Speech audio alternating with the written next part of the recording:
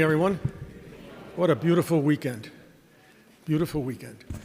I want to take you back to something you all remember and you've all heard of, the Last Supper. We read the Passion on Palm Sunday and Holy Thursday. Very significant time in Jesus' life. He was celebrating the Passover. He was celebrating the liberation of the Jewish people from Pharaoh. And in the middle of that meal, as he celebrated the ritual of that meal, he took bread and he said, "This is my body." Then he took some cup of wine and he said, "This is my blood." And when that was finished, he took his robe off and washed their feet as an example to them of who he was as their God. And then he goes out to the Garden of Gethsemane. And he says to his apostles, "Stay here for a minute and pray. I'm going to go over there." And he goes over apart from them. And I guess he kneels down. I'm not making this up, but this is what tradition has. And he kneels down and he talks to his Father. He prays to his Father. He knows what's going to happen to him. He knows he will be crucified. He knows he will be spat upon. He knows they will mock him. He knows he will be scourged. And what does he say to his Father? He said, "Father, I don't want this. I do not want to die. I do not want to suffer." Because he was a human being like you and like me. And then he sweats blood, his own blood. That prayer was so intense. If we were there and we were talking to the Father, knowing that we were going to die, we might do the same thing. But Jesus had a choice. He could have gotten up and walked away, walked into heaven.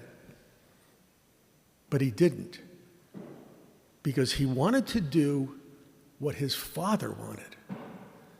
It wasn't about him. It was about his Father. "Father, take this cup away from me. I don't want to die. But not me, not my will, but you. You are the one who is God of all. You are the one who loves all these people and will love every human being till the end of time. And yes, I will die. I will be scourged. I will be spat upon because of you." Jesus had choice. We have choices too. Can you drink the cup that Jesus drank? Can you shed not blood, but time and exuberance and enthusiasm and live a faith that he handed on to us? Here's 3 instances. I want you to decide what you would do. A family was preparing for this weekend, not this weekend, but their weekend, just like this. Beautiful weekend, and they were going to take the kids to the Bronx Zoo. And the day came, the day before, and they were going to take the kids out for dinner in New York and then come back. And then on Sunday, watch the Giant game at 1 o'clock. And they would lose. That wasn't in the homily. That was just a side. I'm a Giant fan. And they were so excited. The kids were so excited to go to the Bronx Zoo. And then on Friday night, his best friend calls them. And they said, "Can you help me? My sister was in Tampa, Florida, when those 2 hurricanes came through. They lost everything. They kept their lives. They lost their dog. The house is gone. Everything they owned is gone. And we're getting together to raise some money for them in Florida. Jesus passes the cup to him. What does he do? For you young people here, you're on your way to school and you see across the street one of your classmates being surrounded by a group of bullies. And you're with 3 or 4 people. And the person who's being bullied begins to cry. That person is being humiliated and bullied. If you've ever been bullied, you know what it is. Jesus is passing the cup to you young people.